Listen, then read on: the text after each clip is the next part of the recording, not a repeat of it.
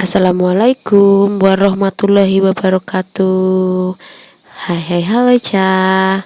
Apa kabar kalian semua? Aku berharap kalian selalu dalam keadaan yang sehat dan juga bahagia. Udah lama banget aku nggak bikin video karena ada beberapa kendala, yaitu HP yang biasanya aku gunain buat edit dan record itu lagi sakit, atau emang baterainya itu lagi hamil ya, lagi baterainya. Jadi aku harus belajar ngedit lewat PC. Dan di video kali ini seperti biasa aku mau mereview budgeting minggu sebelumnya dan membuat budgeting minggu selanjutnya dengan gaji yang didapat dari suami setiap minggunya.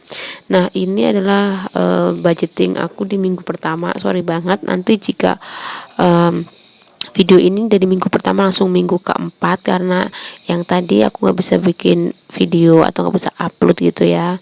Dan seperti biasa untuk gaji suami di minggu pertama ini yaitu berkisar 135.000. Ini untuk wifi dan arisannya itu udah terpakai pastinya, karena aku mengakumulasikan setiap minggunya.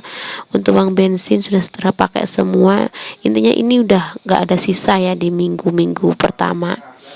Dan next ini aku mau bikin budgeting untuk minggu yang keempat bulan Desember ini. Suami di minggu keempat ini mendapatkan gaji sebesar 225.000 ya. Jadi aku juga harus menyesuaikan dengan anggaran yang ada untuk budgeting di minggu keempat ini. Dan walaupun gaji suami itu sedikit atau banyak, tetap ya harus sesuai dengan pos-posnya. Pos mana yang emang harus diisi, pos mana yang harus emang dikosongi gitu. Dan kalaupun gaji sedikit, kita tuh nggak boleh kayak aduh gajinya kok segini gitu, nggak bisa. Kita harus tetap bersyukur dan harusnya kita tetap bertahan ya, karena memang adanya pandemi itu membuat perekonomian kan agak gonjang-ganjing gitu ya. Dan karena gaji yang kita dapat itu sebenarnya sudah sesuai gitu ya dengan keadaan kita. Hanya saja diri kita yang merasa kurang, jadinya ya kelihatannya sedikit, padahal ya itu udah pas banget buat kita gitu ya.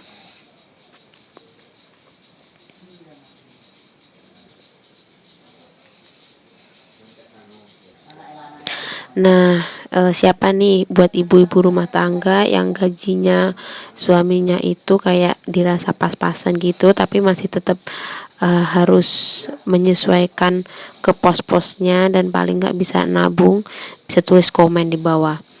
Dan kalaupun gaji suami itu kurang, biasanya kalian ngambilnya dari uang yang mana nih untuk kelengkapin. Kalian bisa tulis komen di bawah, sekalian kita bisa sharing-sharing bareng ya.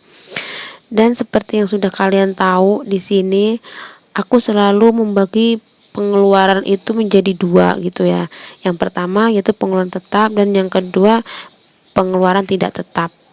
Yang mana untuk pengeluaran tetap ini, seperti di video aku yang pertama dulu aku jelasin, pengeluaran tetap itu adalah pengeluaran yang emang fix setiap bulan itu harus dikeluarkan ya, karena memang itu adalah kayak kebutuhan inti lah itu untuk kelangsungan hidup selama 1 minggu ya, walaupun ini tidak ada menyangkut masalah makanan gitu. Dan untuk yang pengeluaran tidak tetap itu biasanya pengeluaran yang sering berubah. Mungkin di sana ada kayak ada hal konsumsi gitu ya, tapi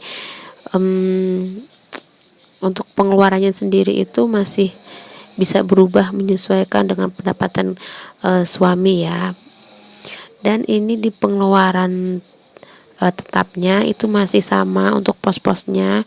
Yang pertama selalu ada wifi, yang kedua ada arisan, dan yang ketiga selalu ada bensin untuk transportasi, dan yang keempat ada kesehatan. Di sini aku masih mencampur aduk menjadi satu gitu ya, antara kesehatan diri pribadi dengan kesehatan sepeda motor atau alat kendaraan gitu. Dan untuk wifi sendiri tetap anggarannya masih sama, yaitu 32.500 untuk setiap minggunya, karena untuk setiap bulannya itu aku harus ngeluarin dana sebesar 130.000. Dan untuk arisan sendiri ini tetap di 25.000 karena sebulannya itu ada 100.000, sorry ada 100.000. Dan aku bersyukur banget, walaupun gaji suami aku masih kayak di bawah UMR gitu ya, tapi aku masih bisa nabung gitu untuk tiap bulannya gitu. Alhamdulillah banget. Dan yang ketiga adalah bensin, ini selalu aku anggarin 50.000.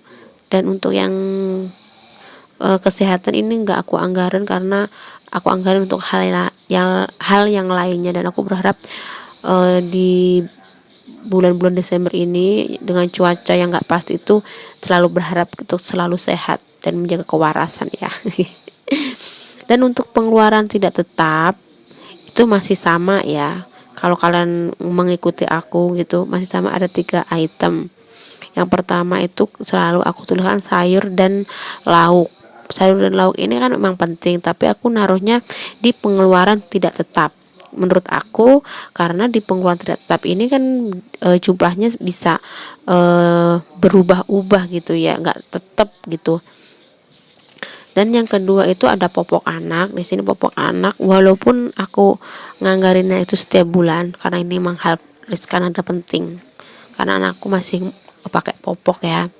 Tapi aku naruhnya di pengeluaran tidak tetap. Karena apa? Biasanya di popok ini itu kadang nggak aku anggarin jadi gaji suami gitu, kalau emang uangnya kurang. Jadi aku bisa pakai uang penghasilan dari aku sendiri gitu. Dan untuk penghasilan aku dari mana, mungkin next video bakal aku jelasin aku dapat penghasilan itu dari mana walaupun aku nggak kerja gitu ya.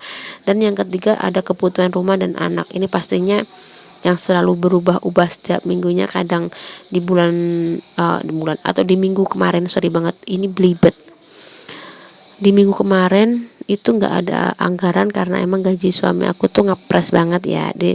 Dan untuk sayur dan lauk itu untuk minggu ini aku anggarin 60.000.